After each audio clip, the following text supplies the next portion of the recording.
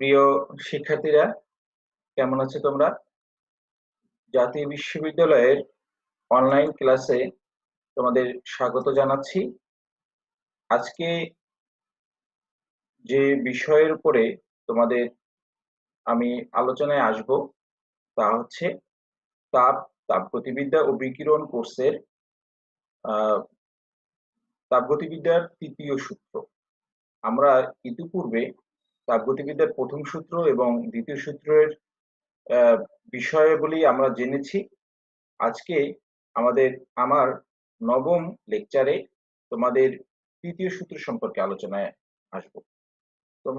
তোমাদের আজকে যারা উপস্থিত রয়েছে তাদের মধ্যে এখানে তালিকা দেয়া আছে, তোমরা উপস্থিত রয়েছে, তোমাদেরকে ধন্যবাদ জানাচ্ছি। এখন আজকের আলোচনার বিষয়কে আমরা দুটি অংশে বিভক্ত করে আলোচনা করতে চাই। প্রথম অংশে রয়েছে দশা সূত্র এবং দ্বিতীয় অংশে রয়েছে তাপগতীয় অপেক্ষক। তাহলে তোমরা সংযুক্ত থেকে গুরুত্বপূর্ণ অংশগুলো তোমরা নোট করে নাও। শিক্ষার্থীরা, প্রথম অংশে আমরা দশা সূত্র সম্পর্কে আলোচনা করতে চাই। দশা সূত্র সম্পর্কে যদি আলোচনা করতে চাই, সেক্ষেত্রে আমাদের প্রথমেই যে বিষয়টি সম্পর্কে আমাদের ধারণা নেয়ার প্রয়োজন তা হলো দশা সম্পর্কে জানা। তোমরা এখানে নোট করে নাও, দশা কি? দশা হলো কোনো একটি সিস্টেমের একটি সমসত্ব অংশ, যা সিস্টেমের অন্যান্য অংশ থেকে নির্দিষ্ট সীমানা নির্দেশক তল দ্বারা সুস্পষ্টভাবে পৃথক থাকে। তাকে যান্ত্রিকভাবে সিস্টেম থেকে পৃথক করা যায়। তাহলে এরকমের বিষয়কেই আমরা বলছি দশা। যেমন পানির তিনটি অবস্থা, যেমন আইস মানে বরফ, কঠিন অবস্থা; তরল বা পানি বা জল বলে থাকি, তরল অবস্থা; এবং বায়বীয় অবস্থার নাম হলো জলীয় বাষ্প। এই তিনটি অবস্থা। এখন এটা যদি আমরা চাপ বনাম তাপমাত্রা গ্রাফে দেখাই, তাহলে এই তিনটি অবস্থা একটা নির্দিষ্ট তল দ্বারা আমরা যদি বিভক্ত করে রাখি এবং সমসত্ব বলা হয়েছে, তোমরা জানো একই রকম উপাদান দিয়ে যখন তৈরি হয়, তাহলে আহ, ভৌতগত দিক থেকে একই রকম, তাহলে এই সমসত্ব অংশটা যখন বিবেচনা করা হবে, মনে করো এটা পানির অণু দিয়েই গঠিত হবে, কিন্তু বরফের যে গঠনগত দিক, ভৌতগত দিক, এটা সমসত্ব মানে একই রকম থাকবে। তাহলে একই রকমের ধারণা যখন আসে, তাকে হোমোজিনিয়াস বা সমসত্ব বিষয় বলে। তাহলে এক্ষেত্রে আমরা এটাকে পৃথক করতে পারি এবং দেখা গিয়েছে এই যে দশা থেকে দশা সংখ্যা নির্ণয় করা যায়। তাই একটা পদার্থ সর্বোচ্চ যে কয়টি সংখ্যায় আহ, থাকতে পারে তাকে বলা হয় দশা সংখ্যা।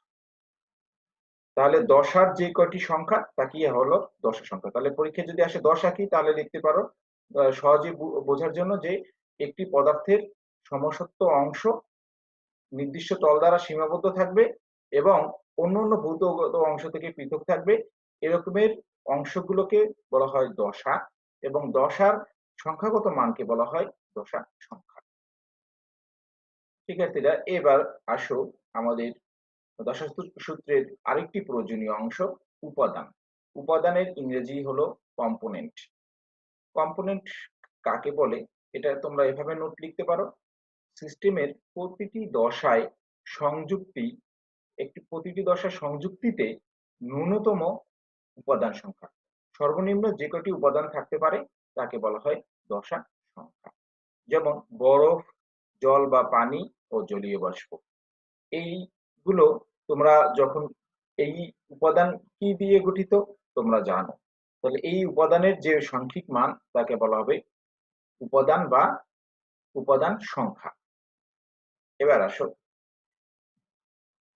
আরেকটি প্রয়োজনীয় আমাদের টার্ম, সেটা হলো স্বাধীনতার মাত্রা। স্বাধীনতার মাত্রা, তাহলে এই বিষয়টা তোমরা আমার এই কোর্সের দ্বিতীয় লেকচারে ছিল, সেখানেও বিষয়টি এরকমের যে ন্যূনতম বা সর্বনিম্ন যে কয়টি নিরপেক্ষ কারক, কারক মানে পদ বা চলরাশি, যেমন চাপ, উষ্ণতা বা তাপমাত্রা, ঘনমাত্রা বা গাঢ়ত্ব ইত্যাদি দ্বারা সাম্যাবস্থায় রক্ষিত কোনো সিস্টেমের প্রত্যেক দশার অবস্থা সম্পূর্ণরূপে প্রকাশ করা যায় সেই সংখ্যাকে সিস্টেমের স্বাতন্ত্র্য সংখ্যা বলে। তাহলে একটা সিস্টেমকে অবস্থাকে প্রকাশ করার জন্য, দশার অবস্থাকে সম্পূর্ণরূপে প্রকাশ করার জন্য যে কয়টি স্বাতন্ত্র্য সংখ্যা লাগে তাকে বলা হয় স্বাধীনতার মাত্রা। তাহলে সংজ্ঞাটা আমরা বুঝতে পেরেছি মনে হয়। এখন এটাকে আরো আমরা ক্লিয়ার করে দেখানোর জন্য আমরা এখানে আমি তোমাদের অংশটাকে দেখিয়েছি যে এখানে আছে কঠিন অবস্থা, লিকুইড অবস্থা, আরেকটি আছে যে এখানে জলীয় বাষ্প। তাহলে এই রকমের যে অবস্থায় থাকুক না কেন তার স্বাতন্ত্র্য সংখ্যা আমরা নির্ণয় করব। তাহলে যেমন বরফ, বরফ, পানি এবং জলীয় বাষ্প এরা যখন থাকবে তাহলে এদেরকে আলাদা করার সাম্যাবস্থায় যখন অবস্থান করবে তাদের স্বাতন্ত্র্য সংখ্যাও কিন্তু তোমরা সেক্ষেত্রে নির্ণয় করতে পারবা না। মানে তখন এটা 0 হয়ে যাবে। আচ্ছা, এটা হয়ে গেল। তাহলে আমাদের ৩ টা আমরা মৌলিক বিষয়গুলো জেনে নিলাম। একটা হচ্ছে প্রথমে আমরা শিখেছি দশা, সংখ্যা, আ পরবর্তীতে জেনেছি উপাদান সংখ্যা। এখন হলো স্বাধীনতার মাত্রা বা স্বাতন্ত্র্য সংখ্যা, ডিগ্রিজ অফ ফ্রিডম। সাধারণত এটাকে আমরা এর দ্বারা প্রকাশ করব। শিক্ষার্থীরা, আমাদের সেই কাঙ্ক্ষিত দশা সূত্রে চলে আসলাম। তোমরা দশা সূত্রটি তোমরা লিখে নাও। ভারসাম্য অবস্থায় বা সাম্য অবস্থায় কোনো একটি অসমসত্ব সিস্টেম কেবল চাপ, তাপমাত্রা ও ঘনমাত্রা উপর নির্ভরশীল হলে তবে স্বাধীনতার মাত্রা ও দশা সংখ্যার যোগফল, খেয়াল রাখো, স্বাধীনতার মাত্রা এফ এবং দশা সংখ্যার যোগফল হবে উপাদান সংখ্যা অপেক্ষা 2 বেশি। এটা হলো আমার সূত্র। তাহলে এটা যদি হয় তাহলে আমরা যদি এটা এখানে, তাহলে এখানে শর্তগুলো খেয়াল রাখতে হবে সাম্যাবস্থায়, অসমসত্ব সিস্টেম, ঠিক আছে? অসমসত্ব সিস্টেম কোনটি? যে সিস্টেমের প্রতিটি অংশের ক্ষেত্রে আলাদা হবে, হ্যাঁ? কেবল চাপ, তাপমাত্রা, ঘনমাত্রার উপর নির্ভরশীল হবে। এই ৩ টা টার্ম আমরা বলেছি।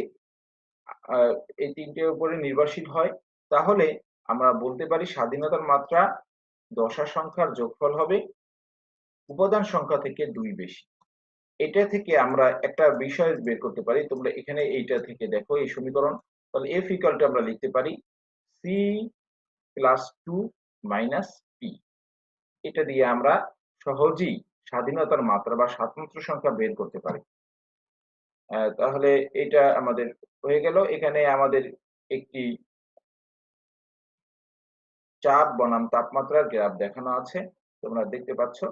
তাহলে এইখান থেকে আমরা যদি বিষয়টা নেই তাহলে দেখো আমরা এখানে একটা বিষয় দেখাতে পারি যে দশা সূত্রের গাণিতিক প্রকাশ থেকে আমরা এটাকে প্রতিপাদন করতে পারি।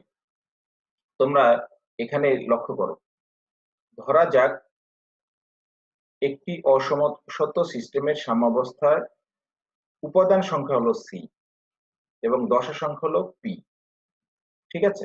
আমরা এটাকে প্রকাশ করে থাকি। এখন দেখো এই সিস্টেমের স্বাতন্ত্র স্বাতন্ত্র মাত্রা এফ নির্ণয় করতে হবে। যেহেতু সিস্টেমের অবস্থা, চাপ ও উষ্ণতা এই ২ কারকের উপর নির্ভর করে, তাহলে প্রতিটি দশার সংযুক্তিতে নির্ণয়ের জন্য সিস্টেমের প্রতিটি দশায় C-1 সংখ্যক উপাদানের গাঢ়ত্ব বা ঘনমাত্রায় থাকবে। এই কথাটা কেমন হলো? এই জায়গাটা তোমরা খেয়াল করো। তোমরা এটা নিচে লিখবে। আমি অপ্রয়োজনীয় অংশগুলো এখানে রাখিনি। এখানে দেখো, ধরা যাক একটা সিস্টেমকে আমরা বিবেচনা করলাম যার স্বাতন্ত্র্য মাত্রা F নির্ণয় করতে হবে এবং যেহেতু সিস্টেমটি চাপ ও উষ্ণতার উপর নির্ভর করে, তাহলে প্রতিটি দশার সংযুক্তিতে, মানে দশা তো আমরা যেকোনো একটা পদার্থের ক্ষেত্রে দশা বিবেচনা করতে পারি। তাহলে প্রতিটি দশার সংযুক্তি নির্ণয়ের জন্য সিস্টেমটির প্রতিটি দশায় C-n সংখ্যক উপাদানের গাঢ়ত্ব উপস্থিত থাকবে। কারণ 1 কেন মাইনাস হলো? এটা দেখো। কারণ উপাদান থেকে আমরা জানি C। তাহলে উপাদান মনে করো এখানে আমাদের রয়েছে মনে করো পানির অণু, ঠিক আছে? এখন এইটার প্রতিটি দশায়, তাহলে দশা যতটা হবে তার নিজস্ব যে সাজানো বা রয়েছে সেটার মোট সংখ্যা থেকে ওইটা মাইনাস হয়ে যায়। অর্থাৎ পি দশার জন্য মোট গারত্বের সংখ্যা হবে, তাহলে এটা যদি একটা দশার জন্য হয় তাহলে দশার সংখ্যা মোট কয়টা আছে আমার? পি সংখ্যক। তো ঐকিক নিয়মেই যদি আমরা বসাই তাহলে আমাদের মোট ঘনমাত্রা কারকের সংখ্যা হবে পি সি মাইনাস ওয়ান। তাহলে একটার জন্য হচ্ছে সি মাইনাস ওয়ান, তাহলে পি সংখ্যকের জন্য P into C minus one, তাহলে এভাবে লেখা যায়। তাহলে মোট স্বাতন্ত্র হবে কয়টি? তাহলে তাহলে মোট স্বাতন্ত্র এছাড়াও আরো দুটি। এখন দেখো আমাদের এটা হলো কি গারত্বের ক্ষেত্রে। এখন আমরা কিন্তু বিবেচনা করেছি আরো দুইটা রয়েছে। তাহলে এই দুটো তো বাদ পড়ে গেল। তাহলে এই দুইটা যোগ করে নেই। তাহলে এই দুইটা যোগ করলে আমাদের মোট স্বাতন্ত্র সংখ্যা কিন্তু এটা আসে। দেখো তোমরা বুঝতে পারছো কিনা? এখানে চাপ ও উষ্ণতাটা বাদ পড়েছে। তাহলে পি সংখ্যকের জন্য P C minus one plus হচ্ছে এটা। এখন আমরা এখান থেকে তাহলে আগেই আমরা পেয়েছি মোট স্বাতন্ত্র কারকের সংখ্যা P C minus one plus two. Okay, এখন এখান থেকে আমরা একটা দেখাই। আবার আমরা জানি যে পি দশার জন্য প্রতিটি উপাদানের ক্ষেত্রে পি মাইনাস ওয়ান সংখ্যক সমীকরণ প্রয়োজন। সি সংখ্যক উপাদানের জন্য, তাহলে সি সংখ্যক উপাদানের জন্য আমাদের পি সংখ্যক সমীকরণ প্রয়োজন, তো পি সংখ্যক দশার জন্য, ঠিক আছে? কারণ কি ওটা নিজস্বটা বাদ পড়ে যায়, ঠিক আছে? এটা কিভাবে তোমরা বিবেচনা করবা? তুমি মনে করো একটা একটা জায়গায় ক্যালকুলেট করো যে এখানে কতজন আছে। এই বিষয়টা এভাবে চিন্তা করবা যে তারা কত ভাই আছে। তাহলে মনে করো তোমরা কত ভাই আছো, তাহলে তোমরা কিন্তু নিজেরা নিজেরটাকে বাদ দিয়ে হিসাব করো, ঠিক আছে? যে তোমার কয়জন ভাই আছে, কিন্তু তুমিও এর সাথে ইনক্লুডেড। এই বিষয়গুলো কিন্তু এভাবে চিন্তা করবা, হ্যাঁ? তাহলে সি সংখ্যক উপাদানের জন্য সি পি মাইনাস ওয়ান সংখ্যক সমীকরণ দাঁড়ায়। তাহলে এটার জন্য পি দশার জন্য তাহলে মোট, তাহলে এটা হলো নির্ভরশীল কারকের সংখ্যা। তাহলে এখন তাহলে মোট স্বাতন্ত্র মাত্রা এফ হলে কারক সংখ্যা হলো এত, এটা আগে পেয়েছিলাম। আর সমীকরণ সংখ্যা পেয়ে গেছি কয়টা? এইটা। তাহলে মাইনাস হয়ে যাবে, তাহলে এটাই স্বাতন্ত্র হয়ে যাবে, ঠিক আছে? তাহলে স্বাতন্ত্র হলে আমরা যদি এটাকে আমরা একটু সরলীকরণ করি, তো সরলীকরণ পি সি মাইনাস ওয়ান, এখান থেকে আমরা ক্যালকুলেশন করে এভাবে একটা সমীকরণ পাই। দেখো হিসাব করে সমীকরণ পাই। তাহলে এক্ষেত্রে তাহলে এইটাই হচ্ছে কিন্তু আমাদের আর কিছুই না, এফ। এফ, তাহলে এটাকে যদি আমরা সাজাই তাহলে আর কিছু নয়, আমাদের কোন সমীকরণটা পেয়ে যাই আমরা? আসলে ডিগ্রিজ অফ ফ্রিডমের যে সমীকরণ রয়েছে সেটাই, অর্থাৎ দশা সূত্রের প্রতিপাদন হয়ে গেল। তাহলে এভাবে তুমি যদি করতে পারো, দেখো তোমরা এগুলো নিশ্চয়ই নোট করেছো, এটা আর এটা। তাহলে এটা করে আমাদের এটার পরীক্ষায় দশা সূত্রের প্রতিবেদন আসে, তাহলে তোমরা এইভাবে দশা সূত্রের প্রতিবেদন করতে পারো। এখন এখানে একটা উদাহরণ দেয়া আছে যে এক উপাদান বিশিষ্ট সিস্টেম, এক উপাদান বিশিষ্ট সিস্টেম দশা যদি দুই হয়, যেমন জল মানে পানি এবং জলীয় বাষ্প, পানি আর জলীয় বাষ্প যদি হয় তাহলে এখানে উপাদান উপাদান কয়টা?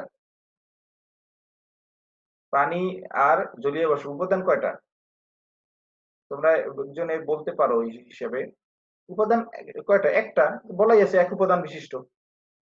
তাহলে এখানে যদি তিনটে অবস্থায় থাকে তার মধ্যে জল আর বাষ্প নেই, তাহলে দুই দশা হলো দুইটা দশা এখানে। তাহলে এখানে ফ্রিডম হবে ওয়ান। কিন্তু তিন দশায় যদি থাকে, আমি বলেছিলাম তিন দশায় যখন থাকবে তার ক্ষেত্রে কি হবে? তার ক্ষেত্রে কিন্তু উপাদান ভিন্ন হয়ে যাবে। কারণ জল পানি, তাহলে এখানে দশা হয়েছে কয়টা? তিনটা।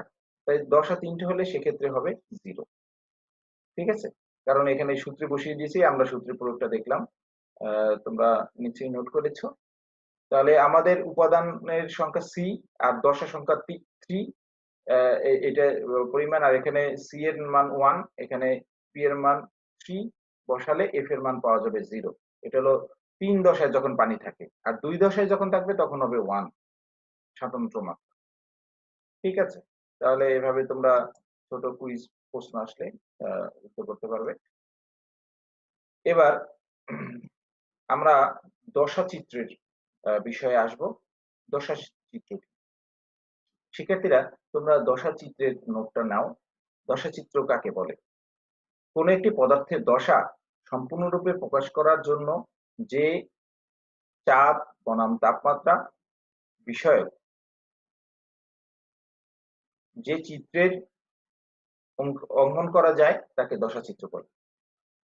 অথবা একদম সহজ ভাষায় যদি তুমি বলো যে চিত্রের মাধ্যমে কোন একটি পদার্থের দশা প্রকাশ করা যায়, সম্পূর্ণরূপে প্রকাশ করা যায় তাকে দশাচিত্র বলে। ফেজ ডায়াগ্রাম, হ্যাঁ? তাহলে এখানে এক দশা বিশিষ্ট হতে পারে, দ্বি-দশা বিশিষ্ট হতে পারে। এখন দ্বি-দশা মানে মানে কঠিন একটা পদার্থের একটাই গুণাবলী নিয়ে, মনে করো একটা গ্যাসের একটা গ্যাসীয় অবস্থা। এটা হলো এক দশা।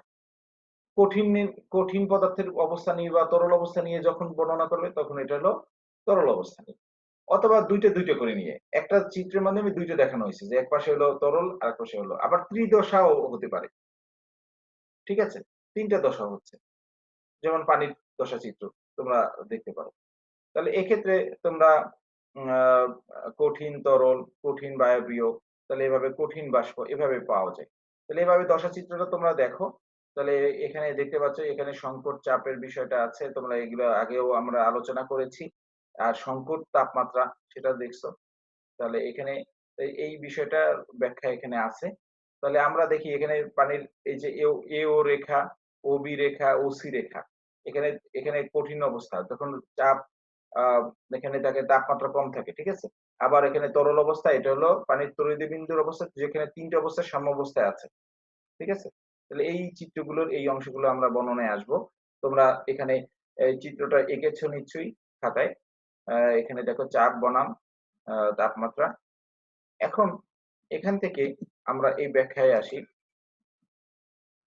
প্রথমেই আসো এক দশা বিশিষ্ট সাম্যের স্বাতন্ত্র মাত্রা ২ হওয়ায় কারক, কারক মানে কি পদ, চাপ ও চাপ ও এখানে তাপমাত্রা আ সিস্টেমের পরিচয় পাওয়া যায়। তাই এগুলোকে দশাচিত্রে এক ক্ষেত্র বা অঞ্চল দ্বারা চিহ্নিত করা হয়েছে।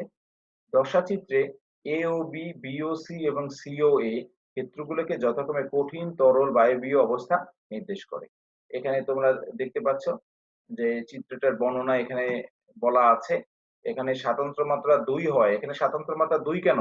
এখানে ভেরিয়েবল কত? চাপ এবং তাপমাত্রা। তাহলে স্বাতন্ত্র্য মাত্রা এখানে ২ টা নিয়ে আছে। তাহলে এখন দেখো দ্বি-দশা বিশিষ্ট সাম্যের ক্ষেত্রে ওই কারক, চাপ এবং তাপমাত্রা রয়েছে। তাহলে সেক্ষেত্রে দশাচিত্রে ওবি, ওসি, ওএ রেখাগুলো কঠিন তরল, তরল বায়বীয় এবং কঠিন বাষ্প নির্দেশ করে। এটা কি আমি একটু তোমাদের ক্লিয়ার করি বোঝার জন্য। যে এও রেখা কি নির্দেশ করে? তোমরা বললে এক পাশে আছে কি? কঠিন, আরেক পাশে আছে বায়বীয়।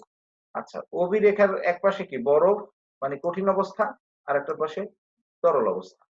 আর এখানে ওসি অংশের এক পাশে তরল আরেক পাশে বায়বীয়। তাহলে এই রেখাগুলো দ্বারা বর্ডার বুঝাইছে, সীমানা দেখানো হয়েছে। এখন দেখো ত্রিদশা বিশিষ্ট সাম্যের ক্ষেত্রে স্বাতন্ত্র্য মাত্রা ০ হয়। স্বাতন্ত্র্য মাত্রা ০ এটা তোমরা নির্ণয় করেছো নাকি?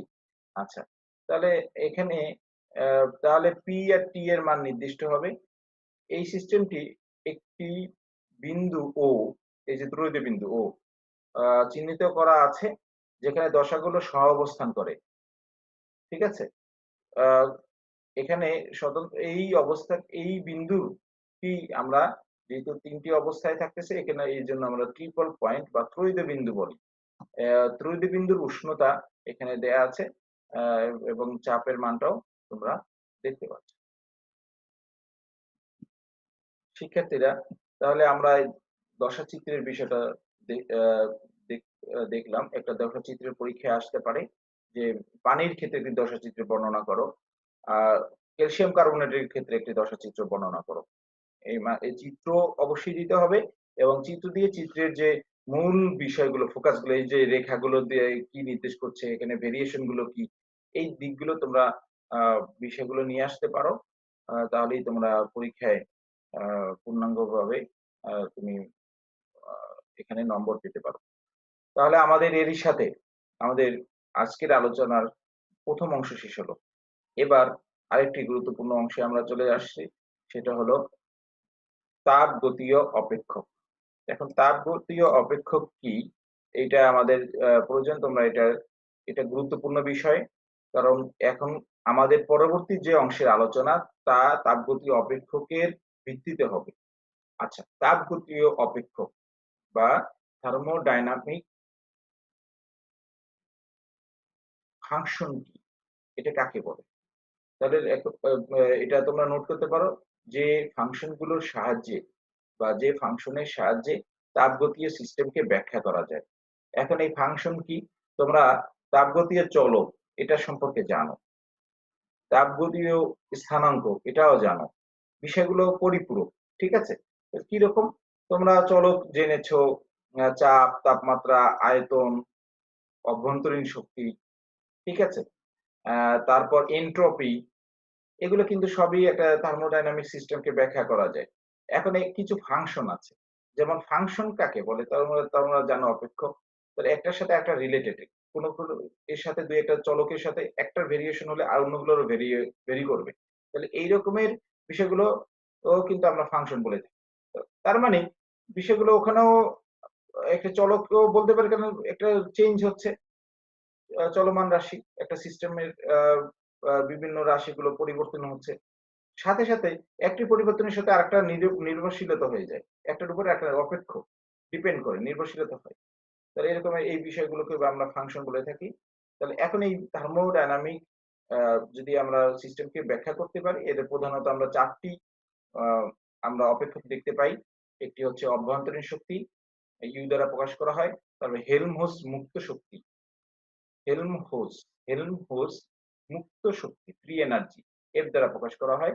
আমরা মূলত এটা ফ্রি এনার্জি বলে থাকবো। ঠিক আছে? প্রচলিতভাবে। তারপরে আরেকটি হচ্ছে এনথালপি, এটা সম্পর্কে তোমরা জানো। আ এইচ দ্বারা প্রকাশ করা হয়। এরপরে রয়েছে গিবস ফাংশন। ঠিক আছে? গিবসের আ ফাংশন বা অপেক্ষক। এভাবে আমরা ৪ টি প্রকাশ করতে পারি। এখন এগুলোর গাণিতিক প্রকাশগুলো কি? বেসিক গাণিতিক প্রকাশ বা সংজ্ঞায়ন কি? তাহলে আমরা এটা বুঝতে পেরেছি। আমি প্রশ্ন জিজ্ঞেস করব যে তাপগতীয় অপেক্ষকগুলো কি, কি আছে? তাহলে এগুলো তোমরা নোট করে ফেলো। প্রশ্ন উত্তর করতে পেরে আমরা এই বিষয়গুলো নিয়ে আসব। শিক্ষার্থীরা, এবার দেখো তাপগতীয় অপেক্ষকগুলোর ব্যাখ্যা, গাণিতিক ব্যাখ্যা। তোমরা এখানে খুব সুন্দরভাবে দেয়া আছে। তোমরা একটু এই অল্প পরিসরেই আমাদের কথাগুলো বলা আছে। দেখো অভ্যন্তরীণ শক্তির ব্যাখ্যায় আসি। অভ্যন্তরীণ শক্তিকে ইউ দ্বারা প্রকাশ করা হয়। তাহলে ইউ ইকুয়াল টু তোমরা জানো, একটি যদি কোন সিস্টেমকে কোন একটা সিস্টেমের মধ্যে বাইরে থেকে যে তাপ দেয় তার ভিতরে থাকে অন্তর্নিহিত যে শক্তি থাকে। তাহলে অভ্যন্তরীণ শক্তির সংজ্ঞা কি? একটি বস্তুর মধ্যে অন্তর্নিহিত যে শক্তি থাকে, যে শক্তিকে অন্য শক্তিতে পরিবর্তন করা যায়, তাকে বলা হয় অভ্যন্তরীণ শক্তি, বা কাজে রূপান্তর করা যায় প্রয়োজন ভিত্তিতে। এবং এটা দিলে তার আয়তনের পরিবর্তন হবে। আর আয়তন বাইরে থেকে কি পরিমাণ তাপ দিলে আয়তনের পরিবর্তন হলে এখানে কিছু কাজ হবে। এই কাজটাই হলো আমার সেই কাঙ্ক্ষিত বিষয়। তাহলে আমরা চাপের সাথে আয়তন যদি গুণ করি, তাহলে আমরা এই কাজটা পাই। তাহলে এভাবে U equal to Q minus PV। তাহলে এটা প্রথম সূত্র অনুসারে যদি লিখি, তাহলে লিখতে পারি DU DQ মাইনাস PdV। এখন এটার দ্বিতীয় চলক চাপ স্থির, এটা চাপ স্থির রেখে কাজ করতে হবে। তাহলে এখানে চাপ স্থির আয়তনে, স্থির চাপে, তাহলে এইটাকে আমরা লিখতে পারি। তাহলে এইটাকে বলা হয় আ তাপগতীয় প্রথম সূত্র। তোমরা এটা গাণিতিক প্রকাশ আগেও করেছো। তাহলে এটা প্রথম সূত্র। এখন তোমরা জানো এনট্রপির সংজ্ঞা থেকে দ্বিতীয় সূত্রের dq equal to TdS লিখতে পারি। সেক্ষেত্রে আমরা এটাই লিখতে পারি। তাহলে এভাবে আমরা তাপগতীয় অপেক্ষক অভ্যন্তরীণ শক্তির গাণিতিক প্রকাশকে দেখাতে পারি। পরীক্ষায় যদি আসে ব্যাখ্যা করো, তাহলে এইটুকু দিলেই হবে। আর এই বাংলা তোমরা এটা লিখতে পারো, দ্বিতীয় সূত্র এটা প্রথম সূত্র, এভাবে লিখতে পারো। দেখো একদম সহজ, কোনো কঠিন বিষয় নাই। এখানে তোমরা সাইড নোটে এটা লিখবা যে আমরা জানি এনট্রপির সংজ্ঞা থেকে ডিএস ইকুয়াল টু কি? D Q by T. তাহলে এখান থেকে তোমরা জানো D Q equal to TDS. এটা হলো দ্বিতীয় সূত্রের প্রকাশ এনট্রপির রাশিতে। শিক্ষার্থীরা, এবার আসো হেলমহোল্টজ মুক্ত শক্তি, ফ্রি এনার্জির ব্যাখ্যায়। এইটার সংজ্ঞায়ন যদি আমরা করতে চাই, তোমরা গাণিতিক সংজ্ঞায়ন দিতে পারো। তাহলে এটা হলো আমাদের গাণিতিক সংজ্ঞায়ন করার ক্ষেত্রে F equal to U minus TS, এভাবে যে হেলমহোল্টজ মুক্ত শক্তির সংজ্ঞা নিম্নরূপে দেখানো হলো। তাহলে F equal to U minus TS এভাবে দিলেও তোমাদের উত্তর হয়ে যাবে কুইজের উত্তর। এখন এখানে এইটাকে আমরা পেয়ে যাই, এটাই সংজ্ঞা। তাহলে অভ্যন্তরীণ শক্তি টিএস। এখন এইটাকে যদি আমরা ব্যবকলন করি উভয় পক্ষে, তাহলে কি লিখতে পারি? DF equal to DU minus TDS minus STD, কারণ এটা দুইটাই চলক ফাংশন হিসেবে। টিডিএস আবার এটাকে এখানে চেঞ্জ করে এসটিডি। আচ্ছা, এখন এইটাকে আমরা কমন নিতে পারি, যেমন অতএব তাহলে আমরা লিখতে পারি এই ডিইউ টিডিএস, এটাকে আমরা লিখতে পারি ডিইউ টিডিএস মাইনাস পিডিবি। এটা কোথায় পেয়েছিলাম? অভ্যন্তরীণ শক্তি। এই যে অভ্যন্তরীণ শক্তির যে গাণিতিক ব্যাখ্যা কিছুক্ষণ আগে আমরা করলাম, এখানে দেখি আমরা পিছনে এই যে DU equal to TDS minus PDB, এখান থেকে আমরা লিখতে পারি TDS minus PDV minus TDS STD. এটা দেওয়ার পর দেখো এটা টিডিএস টিডিএস কাটা যাবে, টিডিএস টিডিএস কাটা গেলে আমরা এখানে দেখাতে পারি টিডিএস কাটা গেলে আমাদের এখানে আসবে মানে বিয়োগ হয়ে যাবে, কাটা মানে বিয়োগ হয়ে যাবে এই এই দুটা। তাহলে এটা লিখতে পারি এসটিডি পিডিভি। এভাবেই আমরা মুক্ত শক্তির গাণিতিক প্রকাশকে দেখাতে পারি। এই এরপরে আরেকটা অংশ আসি এবার, তৃতীয় আরেকটি অপেক্ষক, সেটা হলো এনথালপি। এনথালপিকে ধৃত তাপ বলা হয়, এটা হলো একটা সিস্টেমের মোট তাপ। তাহলে একটা অভ্যন্তরীণ শক্তি আর এটা হলো বাহ্যিক কাজের জন্য যে তাপ, তাহলে এটার সংজ্ঞা হলো মোট তাপ, সেটাকে আমরা বলছি হচ্ছে এনথালপি। এটার ব্যাখ্যাও তোমরা দেখো।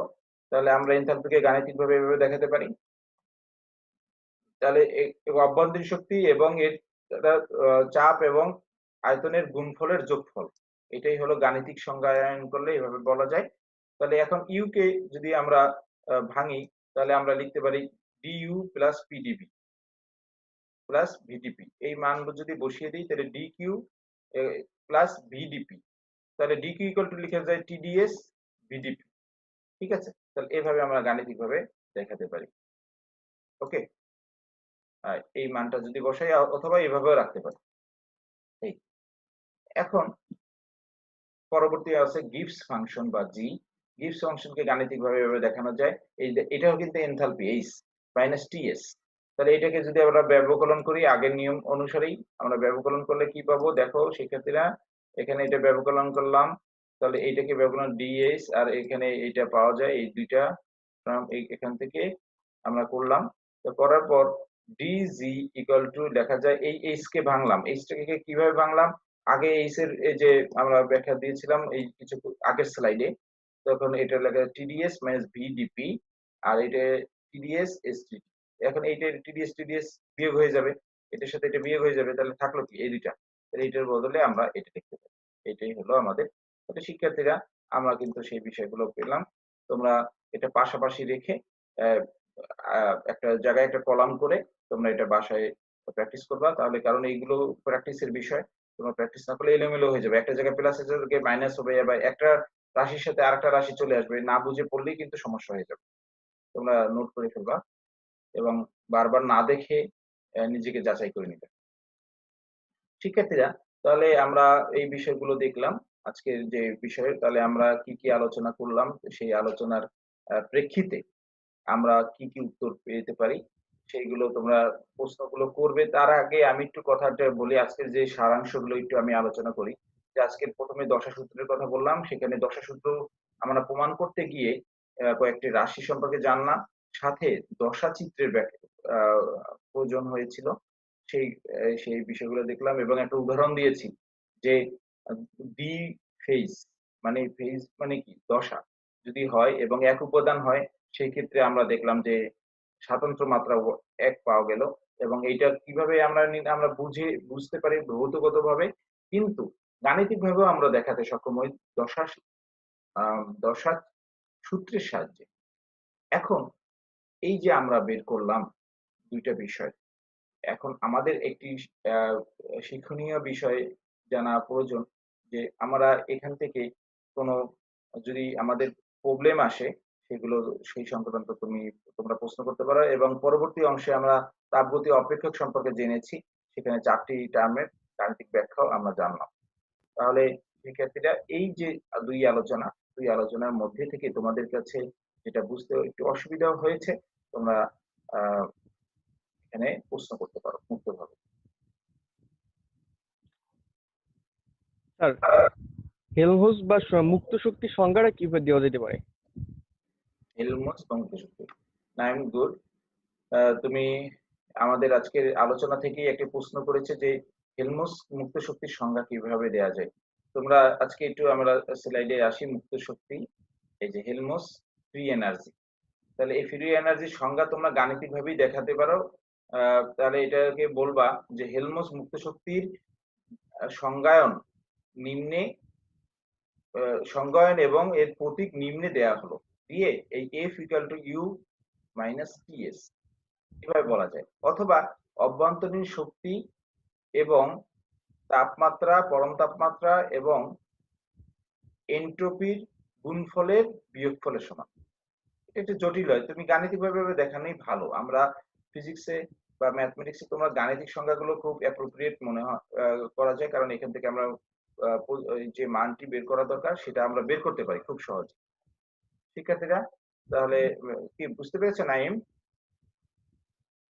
জি স্যার। হ্যাঁ নাইম, তোমাকে ধন্যবাদ প্রশ্ন করার জন্য। আর কেউ কোনো প্রশ্ন আছে কিনা? স্যার, বলো। স্যার ক্যালসিয়াম কার্বনেটের ক্ষেত্রে স্বাধীনতার চলক সংখ্যা কত? স্বতন্ত্র মাত্রা কত? স্বাধীন চলক সংখ্যা, জি স্যার। হ্যাঁ, স্বাধীন চলক সংখ্যাকেই স্বাতন্ত্র মাত্রা বলে। সেক্ষেত্রে দেখো, ক্যালসিয়াম কার্বনেট, আমরা যদি ক্যালসিয়াম কার্বনেটকে, এটা তোমরা ক্যালসিয়াম কার্বনেটকে যদি ভাঙি, তাহলে আমাদের এখানে তোমাদের একটি বিষয় আসে। আমি একটু তোমাদের এখানে দেখাই।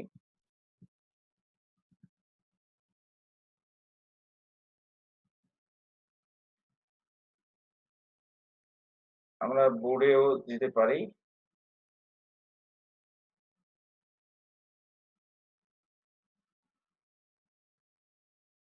ক্যালসিয়াম কার্বনেট,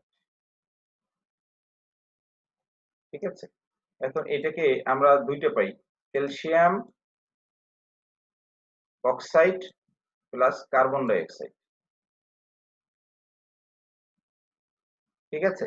এখন এখন দেখো, এখানে আমাদের কি কি দরকার, এফ এর মান করে। এখন সি এর মান কি, কয়টি উপাদান দিয়ে গঠিত, আর ফেজ হলো কয়টা অংশে থাকবে, এটা তো বুঝতে পেরেছো? তাহলে এখন এখানে মানগুলো বসিয়ে দাও। উপাদান কয়টা এখানে? এখানে দেখো আমাদের এখানে উপাদান, এখানে দেখো এটা হলো গ্যাসীয় অবস্থা আর এটা হলো কঠিন অবস্থা। ফেজ কিন্তু দুইটা, ফেজ দুইটা, আর এখানে কম্পোনেন্ট তিনটা। তাহলে এখান থেকে আমরা কি বিয়োগ করে আমরা পাই কত? 1, ঠিক আছে। তাহলে এভাবে মানগুলো বসিয়ে দিতে পারো। আচ্ছা, আর কারো প্রশ্ন আছে? স্যার, এই ক্যালসিয়াম কার্বনেটের দশা চিত্রটা যদি একটু বুঝিয়ে দিতেন। ক্যালসিয়াম কার্বনেটের, এখন এটা তো আসলে এখানে জি স্যার, দশা চিত্র। বড় আলোচনা করা লাগে। এটা তোমাদের স্বাভাবিক ক্লাসে দেখানো যেতে পারে। সেখানে তোমরা ওই যে ক্যালসিয়াম কার্বনেট বা এরকমের যে যদি অংশগুলো থাকে, সেক্ষেত্রে আমরা একটা চিত্র এঁকে এটা দেখাতে পারি। সেক্ষেত্রে আমাদের একটু সময়ের সাপেক্ষ ব্যাপার, আর সেটা অল্প সময়ের মধ্যে হবে, এটা করা যাবে না। তোমরা যেগুলো আলোচনায় আসছে সেই বিষয়গুলোর উপরে বই সহযোগিতা নিয়ে পড়ে ফেলো।